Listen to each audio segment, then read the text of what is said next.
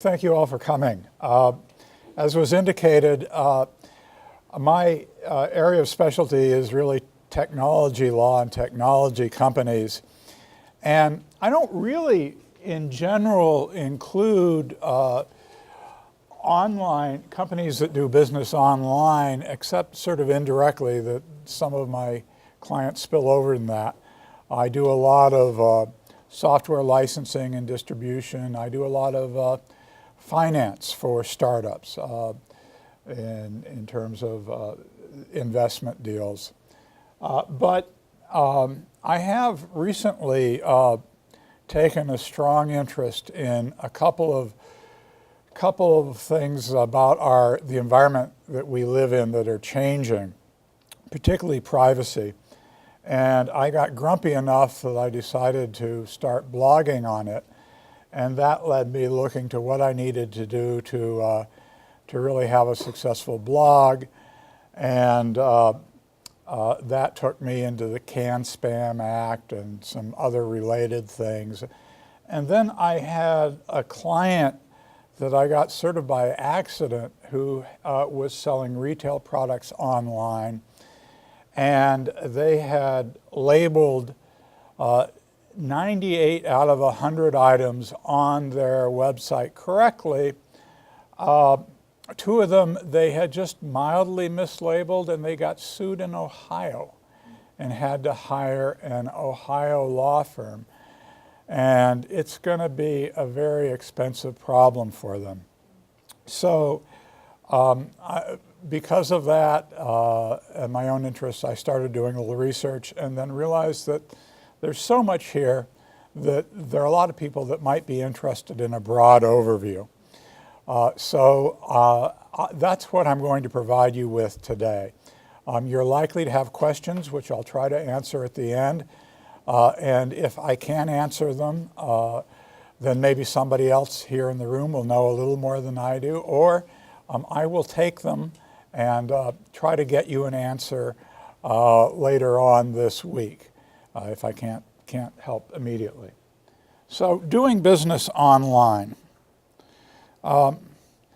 So the principal regulator for buying and selling online for both products and services is the Federal Trade Commission. They have a lot of laws, and some of them very specific. But the great thing about the FTC is they realize that there are a lot of people that do business online that can't hire lawyers. And they have produced a wealth of material which is very easy to read and which has a lot of examples. So I'm going to show some of those examples and give you a link to where you can go to get more information. So the principal statute which the FTC enforces is Section 5 of the FTC Act, which says that unfair or deceptive acts or practices in or affecting commerce is declared unlawful. And so a lot of what they do, one way or another, is to crack down on false advertising. So with that, let's talk about building your website.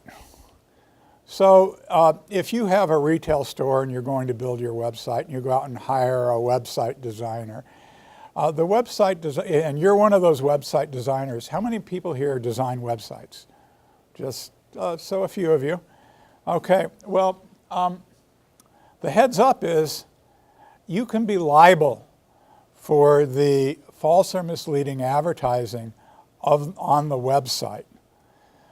So here's a quote: website designers, well, that's what I'm saying here, for disseminating deceptive representations if they participate in the preparation or distribution of the advertising or know about the deceptive claims.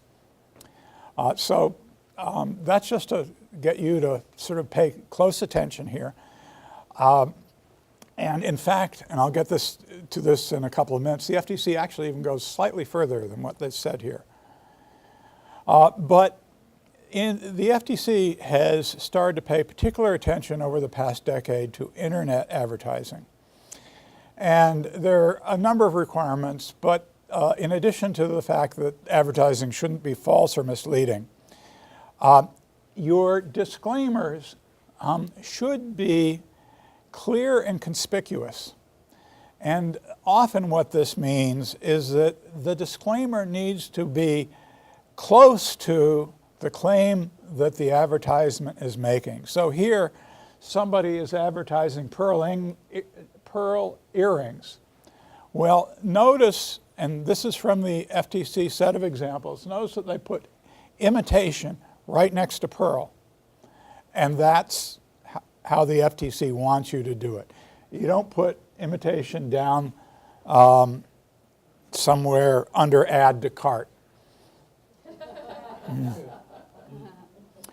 Another example, and the FTC looks not only at the text itself, but how things are being shown on the page, whether you can be distracted away from the disclaimer or whether you just might not even see the disclaimer. So here, you got to look at not only what it's going to look like on a computer screen, a mobile device, including a phone. And if you have to scroll down to see the disclaimer, because it's all the way at the bottom, that's going to be a problem. Here, another example. The price, $99 a month, but I can't even read it from here. You also have to pay $10 monthly service fee, and those are separated. They need to be together. So there are like 20 or 30 different examples in the FTC guide. It's something that if you do advertise on the web, you should look at, should read. They're all over the lot. There are lots of ways to get this wrong. But a good rule of thumb is if somebody sees your claim, are they also instantly going to see the qualifications? Now, it is in some cases possible that there's so much information that you might have to link to some of it, but you've got to do a lot more to make it prominent. So Frostatron for food storage, but they have a health warning and disclaimer. Insufficient just to have the link. If your food may spoil in a hot car, you better make that warning a lot closer to your claim. And here's the guide. .com Disclosures. If you search the FTC website for .com Disclosures, this will bring up this guide, and it is well worth reading. It's not the only thing they have. They have a bunch of stuff that's useful. DOT, don't put period, COM. Just spell it out, .com Disclosures, and that'll get you the link. So if you make a claim, not only are there the issue of disclosures, you've got to be able to substantiate that.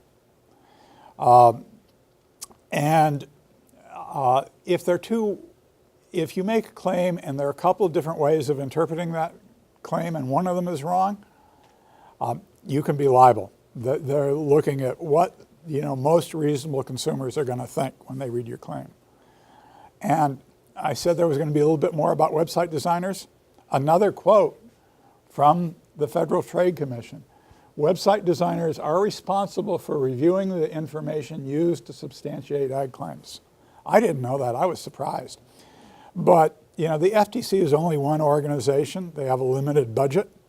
So if you're a website designer, they want to recruit you to help them make sure the advertising out there is not misleading. An endorsement or a testimonial must be honest and not misleading. And that's, whether it's misleading or not, is kind of measured in the eye of the beholder. If there is information about the person making the testimonial or making the endorsement, like they're getting paid or they're a relative or they got something free, You may think absolutely that didn't influence their judgment, but the question is somebody looking at your ad going to think that it might have influenced it? And here's an example that I pulled out only because I thought, well, this is an image that'll get everybody's attention. I'll sort of skim the text, but you can probably read with me. There's this fellow that's got a YouTube channel that talks about knives and occasionally does product reviews, and the manufacturers know that, so they send him a lot of free knives. Does he need to disclose that he's getting, when he talks about a knife he got for free? And the answer is, for the FTC, yeah, you ought to be telling them that, you got the knife for free and that you like it. So if you use endorsements or testimonials, there's a link here, but I think if you just search FTC endorsements and testimonials, this will pop up on Google for you. Warranties. If you sell a consumer item on your website that's more than 15 bucks, you need to make available pre-sale, before you make the sale, a written warranty. You don't have to send it to them, it just has to be available.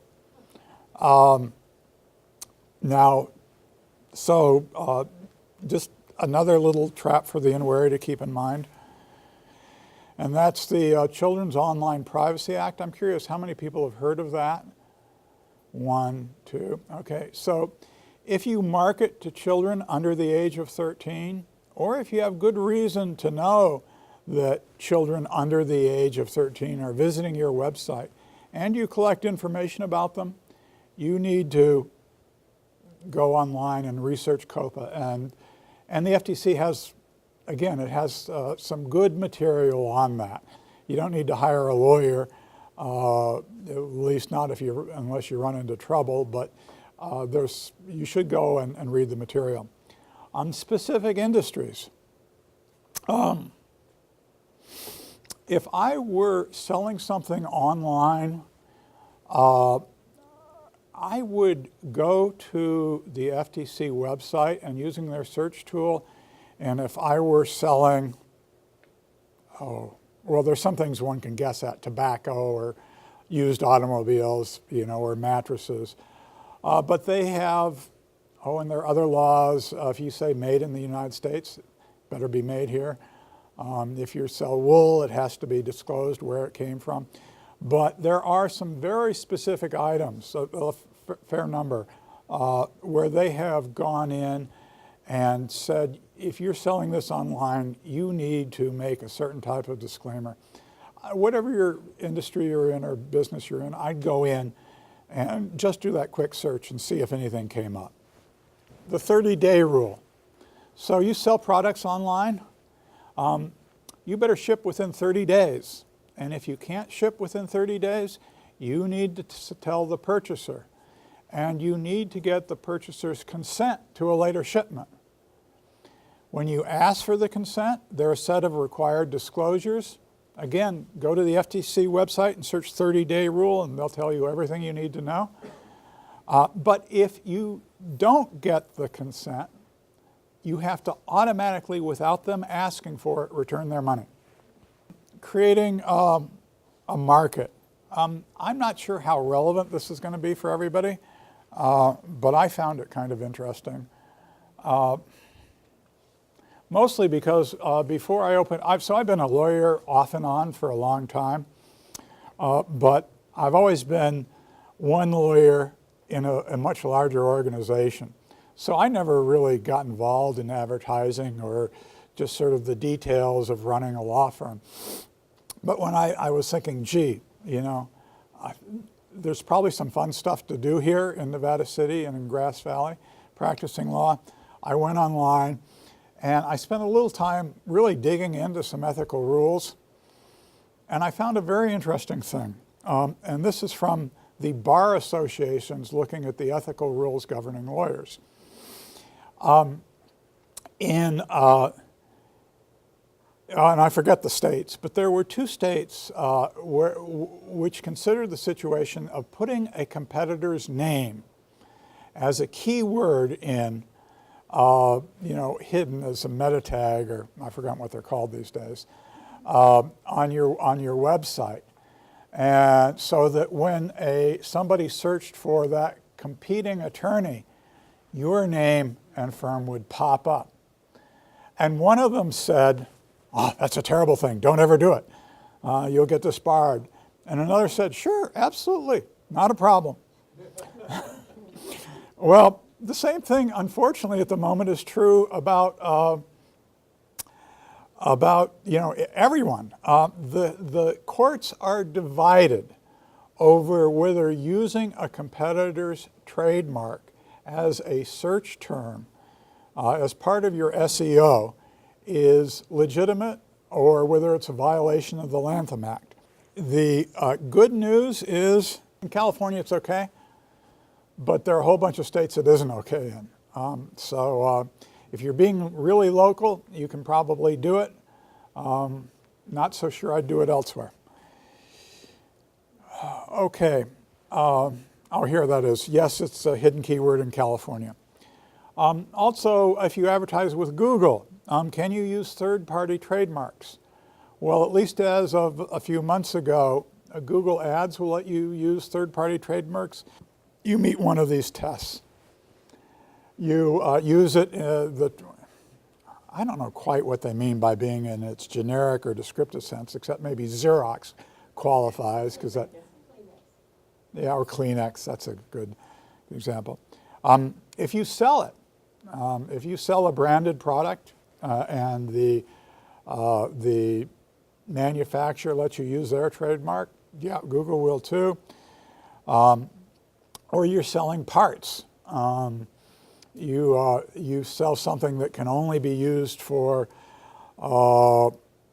in Ford autos. You can probably, and why then you can, that's fair to use. And if your landing page provides legitimate information about the trademark product, but not if you're selling a competing product. How many people here think it's illegal to send spam? But the act that people think prohibits it is called the Can Spam Act, and you can spam. But if you do, you need to, there are some caveats. First of all, the Can Spam Act. If you aren't selling, if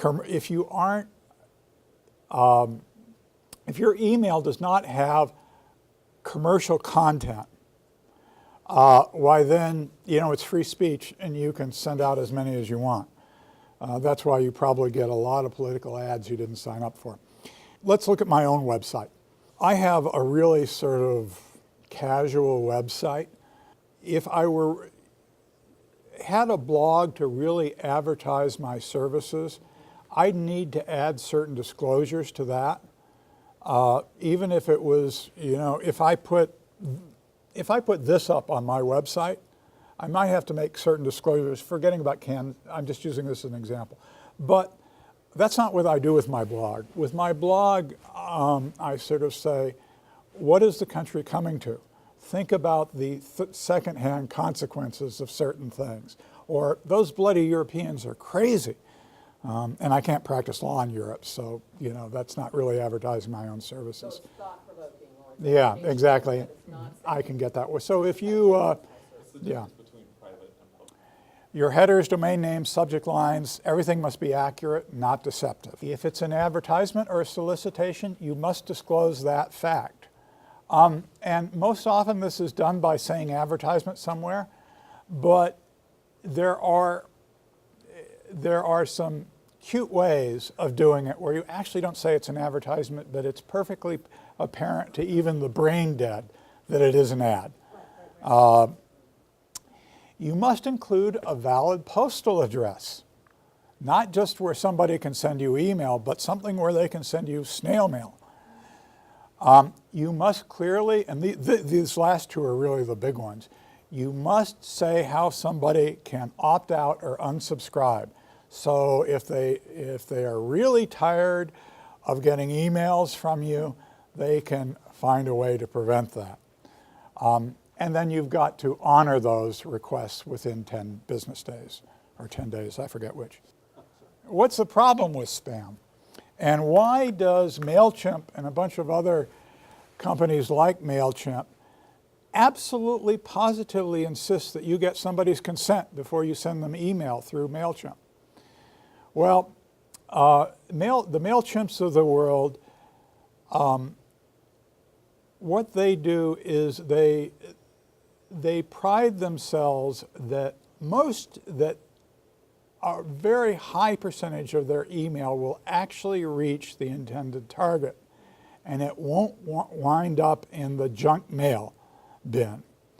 And the way they do that is to make sure that their email list, the email list you give them, is clean, because ISPs tend to categorize and will automatically determine, the different service providers do it differently, but they have rules, and if somebody is getting too many clicks where the addressee is saying this is junk email, they will start automatically putting that in the junk email folder.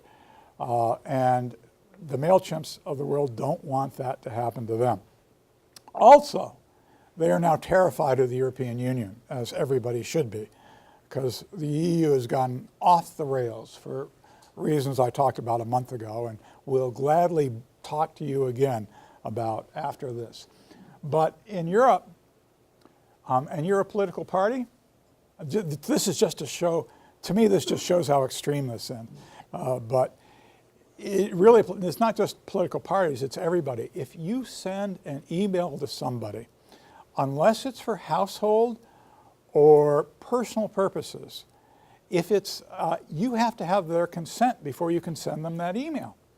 So if you are,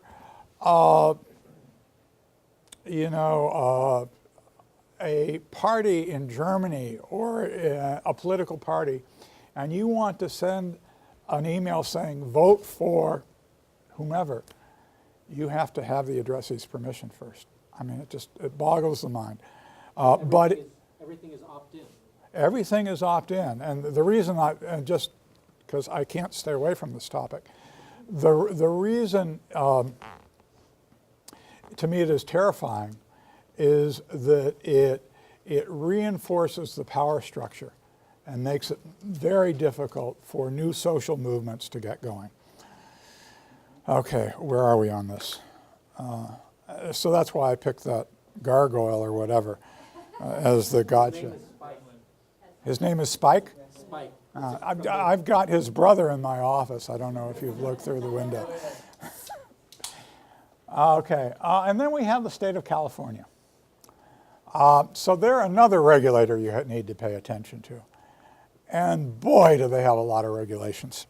I've read maybe a tiny fraction of these. But just the sorts of things that you might want to have to pay attention to: bait and switch advertising, business address disclosure, comparisons, environmental claims, false and misleading. Well, that one's pretty obvious. Their regs on ingredients, how you package things, whether you have prizes, your return policy. You better tell people what your return policy is online. UPC disclosures. I've forgotten what that, I think it's barcode or something like that. If you're advertising former prices and a discount from the former price, what you do with your customers' business records. Retail sales, your advertisements about quality and quantity, the security breach notices if your site gets hacked, return policy requirements, warranties.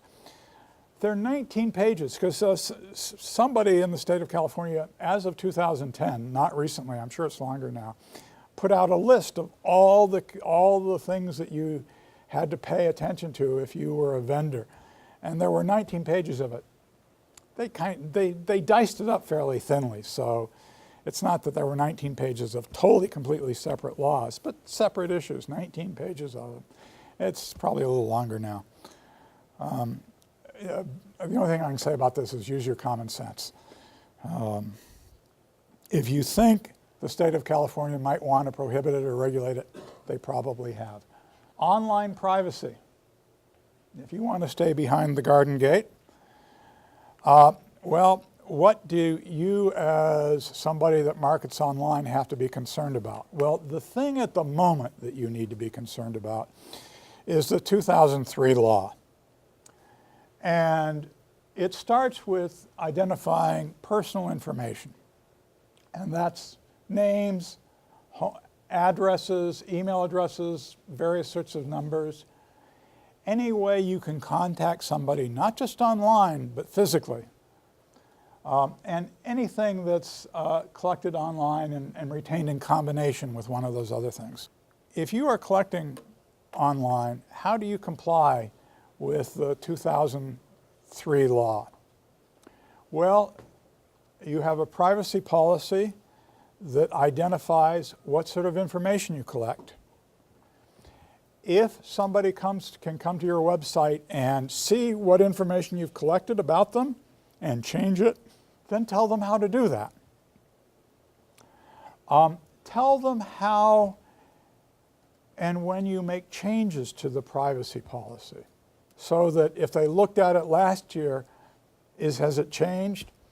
There are lots of different ways to do this. At a minimum, I would put the most recent date not at the bottom of the policy, but at the top. So the effective date.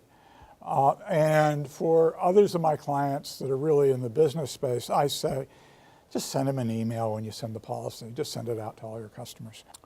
So there's this notion that your browser ought to have a do not track setting. And some browsers do, but there's been not much uniformity in how to implement a do not track requirement.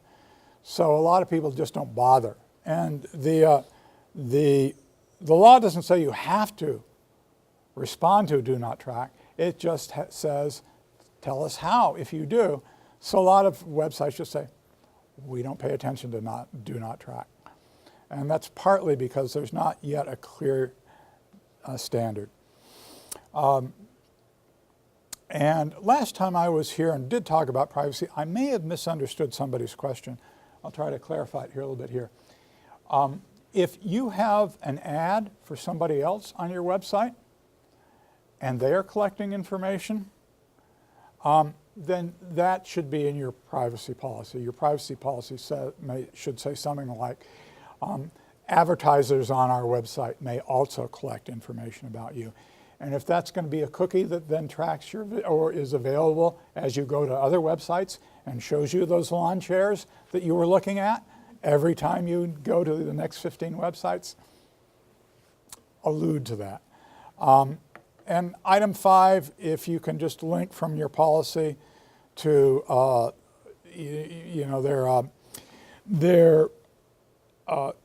there are some associations that describe how they will deal with do not track. And if they have a description and you're following that policy, you can just link to that. So I talked about this customer that had a store in Grass Valley and got sued in Ohio through what was called a longarm statute. And the state of Ohio, as does probably every state in the union, certainly California, has a law that says you can't have false and misleading advertisements to consumers. Pretty basic.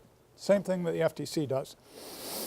But the FTC had gone in and said, okay, we're gonna require that the sales of this particular type of product have this very specific disclaimer.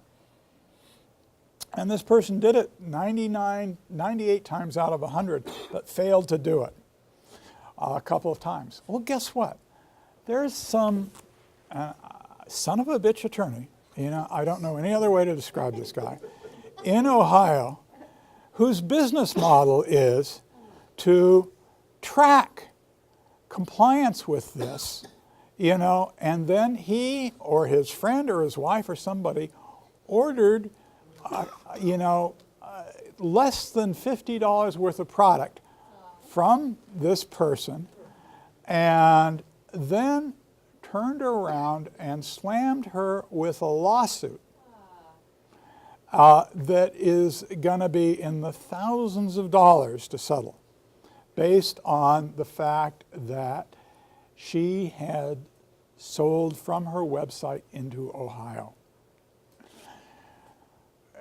Grim. And she had to hire an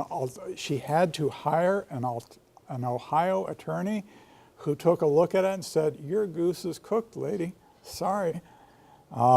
There are some things she can do to minimize what it's going to cost her, but this guy's making thousands of dollars every time he finds a store that's violated.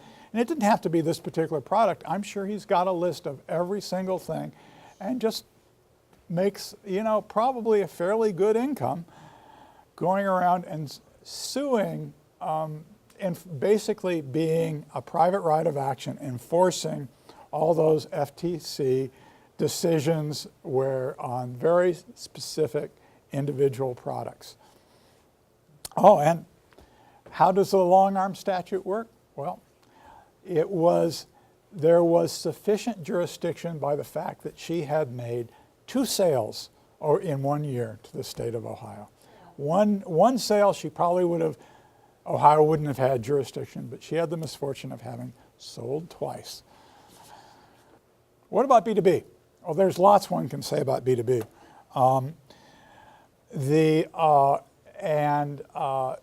Most of what we talked about applies, but the great thing about business to business is you can have a terms of use that's probably going to be enforceable in a way that it wouldn't be with a consumer. So by all means, if you are selling products not to consumers but to businesses, take some time. That terms of use is probably, if you do it right, going to be an enforceable contract, and so that you can specify where they are going to sue you, like in Sacramento, or better yet, Nevada City, and a bunch of other stuff that you'll probably want to have a disclaimer of warranties. There are just many different things. Remember that that warranty requirement was just for sales to consumers. Okay, some things that are going to change, and so I'm not talking too much about them. Privacy is continuing to change. There was, as some of you know, a new California privacy law. I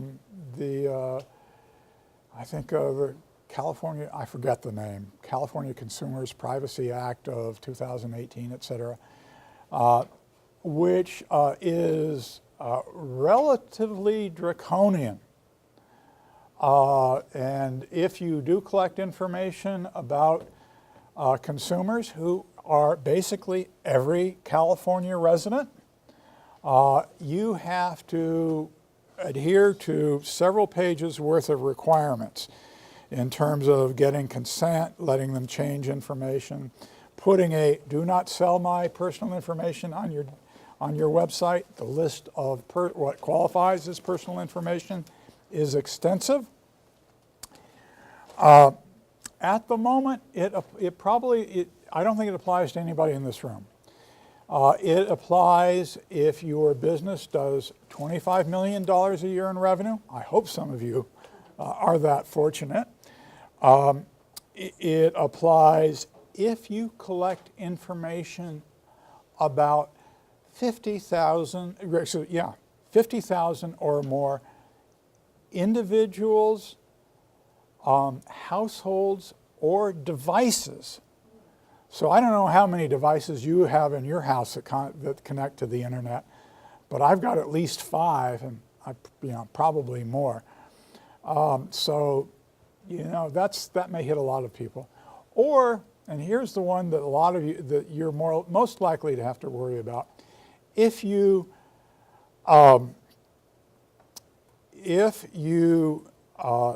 make more than 50% of your revenue from the sale of personal data, then you are, no matter what your size is, you're picked up by this law. I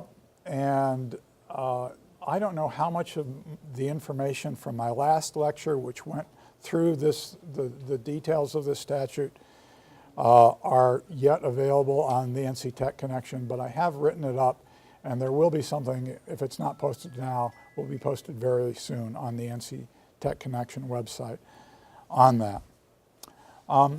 Sales tax. So this is changing.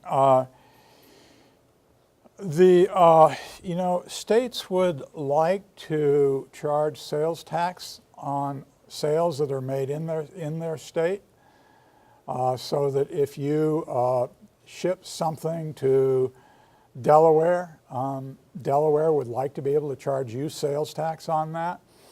And that used to not be the case, but as of the end of June, the Supreme Court said if you're selling into a state, they can tax you regardless of whether you have a presence in that state or not. And so there is something called the Fair Market Act or the Fair Marketing Act, where Congress is trying to figure out, well, how do we make this fair for everybody, and also how do we make it fair for small businesses? And they haven't adopted it yet. They are, I'm sure, considering it. I'm sure the House and the Senate version, if it gets very far, based on last night, are going to be very different. So just, wait and see. But the way I would deal with this at the moment is I would find a vendor that does your credit card processing who will handle that for you and track which states require collection of the sales tax and sort of monitor that whole thing for you. And so that's it, except for questions. Hold on a second. You talked about the designer being responsible for the content. Yeah. The vast majority of websites that are likely in this room are content management systems. The designer may design the site, a developer may build it, but then they release it to the client and the client puts in the content. How can the designer be held responsible? Yeah, I think it gets really down to specifics. If the designer, if the client is saying to you as the designer, well, I'm charging $99 for this product and I want to charge a monthly fee of $9 or $10. And you as a designer put those in two separate areas, you probably bear some responsibility. If you are saying, here's a box, fill this box here, and fill this box here with your price, and fill this box here with other information you think is relevant, and they are the ones that determine where that monthly fee goes, you're probably okay. If they say, this product will help your 3-year-old learn how to read, and you type that in, you better talk to them about whether they have evidence that substantiates that. If they type it in, and particularly if you never see it, I'm sure you're okay. If you review it, that's probably a gray area. But they have a 10-page booklet on this issue, and it might be worth reading. And as a follow-up to your last point about the sales tax, payment gateways are probably not your best choice for that. The online shopping cart tools that exist are already moving in that direction and creating automated sales tax calculation tools, so that they'll facilitate that. The payment gateways will, because of the fee that's received from the shopping cart, will separate out the money, but they're not going to tell you which state is charging which, because it gets down to, like, Grass Valley is different from Nevada City, and then there's California, and then there's, my God, Just a quick clarification in terms of the content. Like, obviously, ideally, you would be giving your client a container that they would add content to, right? They would have areas where they could input that content, and that would all be fine and dandy, right? But when you structure a website, like, you have to have content to basically build the website and understand how it all formatted and everything. So is there a way that you would recommend to, like, have them input content throughout the process to separate your responsibility from that content? Well, you want to know what the best way to do with this is if you are a website designer, have a written contract and put as much responsibility for review of the website for compliance on them and their attorney. That won't get you completely off the hook, but if I were a website designer, absolutely I would do that. Yeah, but I don't think most web designers actually, I think let me make it more positive. I think most the website designers I have worked with, and it's a very small sample, actually go in and work with their clients doing a number of iterations of the website until the client is happy with it. And both of them together are responsible for moving things around and, whether they're close together. And they may, the client may say, well, this will help kids learn how to read. And I think it's one web designer in 10,000 that says, yeah, oh, show me.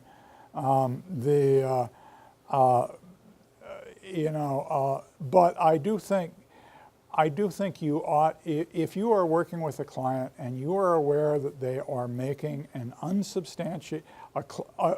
making an aggressive claim, you should at least tell them, hey, the FTC will require that you have reasonable evidence to back up the statement you're making. Okay, well, this one is kind of, so I'm not a developer. I sell my small product, my business nationally, and you might not be able to answer this directly or tell me where I can go and look. You're right, reminded me of a question that I had 10 years ago. I have made in the USA all over my product, and I do hand make my product made in the USA, but I import the metal hardware from China.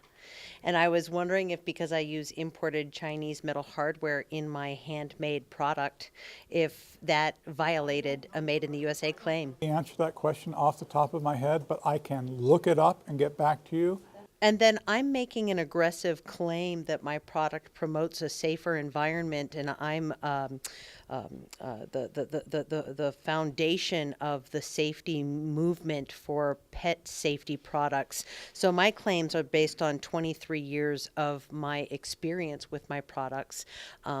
I would be, if that were ever questioned, I would be the only backbone of testing my products in the market. I mean, it's just, how would, if somebody claimed that my product actually injured a dog instead of made it a safer environment, I guess that's just where a small company like me would just have to go to the court.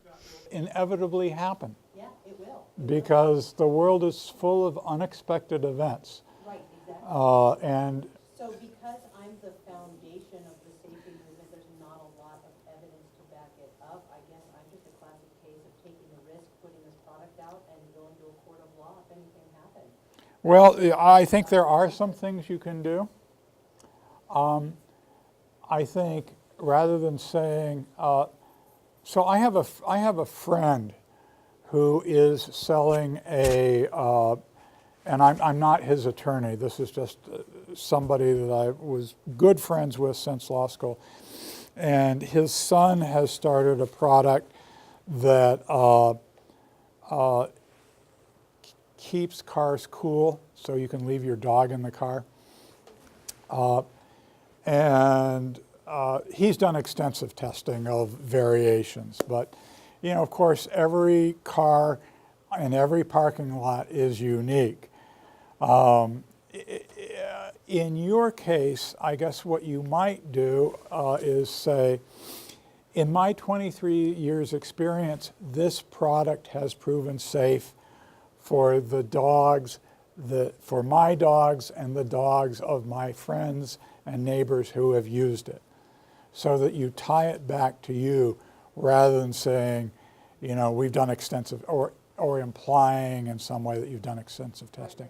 So there may be things like that that you can, I think you can probably have a statement which is 98% as effective as just a flat out claim, but has that in the context of the statement itself has the qualifications that you would want to make. And to stay true with FTC regulation, should I have that statement on each sales page of each product or linked to its own, you know, disclosure page? I mean, is this the kind of stuff that should be in everyone's face next to the sales price? It should be every place you make the claim. Every place I make the claim, Yeah. okay, which would basically be on every page, so put it Well, with every I product mean, line. it depends My on name how is your website Grooming is Safety structured. by Jessica, so, Yeah, and it's I mean, all I over every don't page. think, for example, if you have a page for a shopping cart, I don't think your claim about safety is made on the shopping Makes cart. sense. Ergo, you don't need the disclosure on But that on the page. products pages or something like Yeah. that. Thank you for that advice. And now am I liable for paying my sales tax to the sale that I made in, what's the state that passed the law now? Is it It's not the state Minnesota? that passed the law. I It's thought the it was U.S. the state Supreme that- Court Okay. said that states, it was, I thought a state passed a law and the Supreme Court backed it up. I thought it was in the state Supreme Court that they passed a law to collect sales tax in that state for online sales.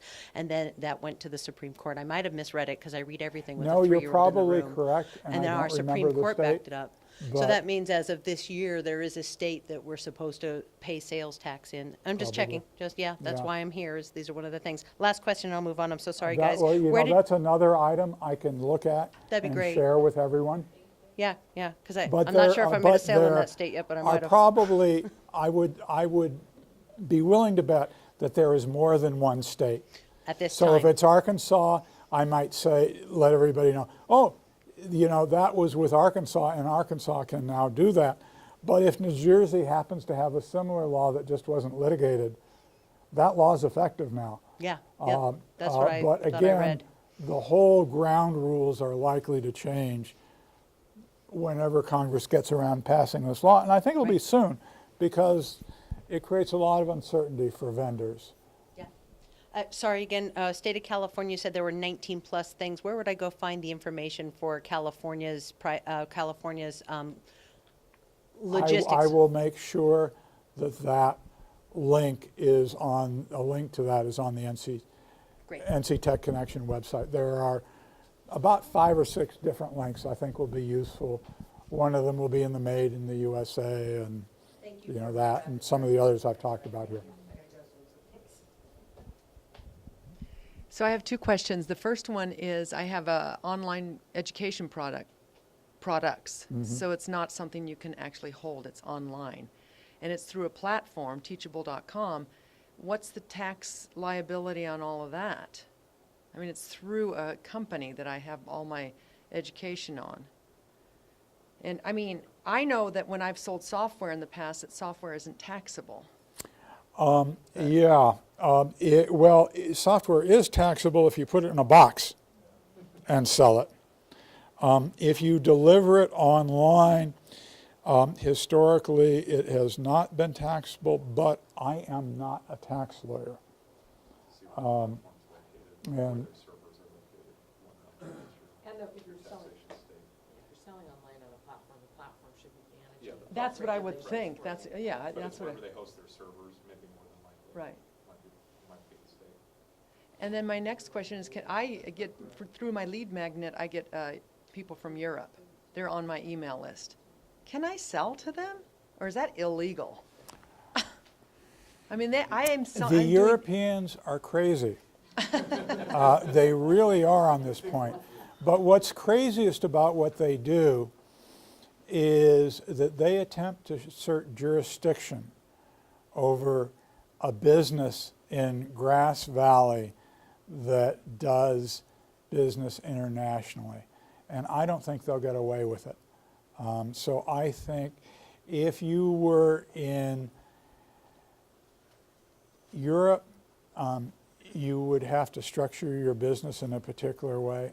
I would just ignore them, because if the EU were to try to go after you at the moment, you would have so many large companies leaping to defend you, because they would want to litigate this jurisdiction issue. But the EU believes that everybody should be like the EU, so they want to enforce the law, not just for the US, but for the whole world.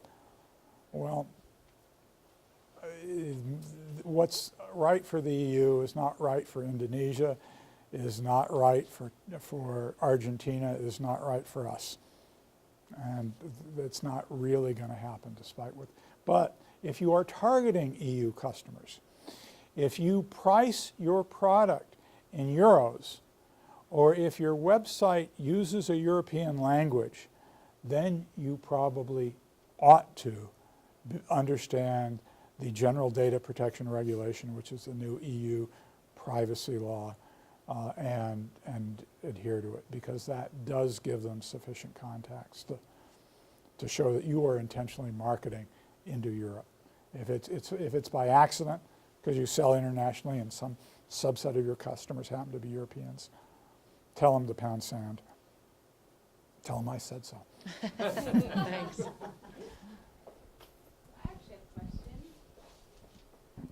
This is about kind of MailChimp and newsletters. What about buying a list of contacts? Is that, like you can buy a list of people that you can mail to? Yeah, you can buy a list of people. MailChimp wants you to get their consent before you actually mail to them on MailChimp. Well, how would you do that? Would you just Oh, they have a technique. If you go to MailChimp, they'll tell you how to do it. But I think it's fairly time consuming. What MailChimp will do, if you add a bunch of people to your MailChimp list, and you send an email out, and a significant number of people that get that list categorize your email as junk, MailChimp will say, sorry, we don't want you as a customer. Because the ISP address that they sent that mail from is being recorded by a bunch of other sites, and it's going to get rejected. And MailChimp doesn't want that.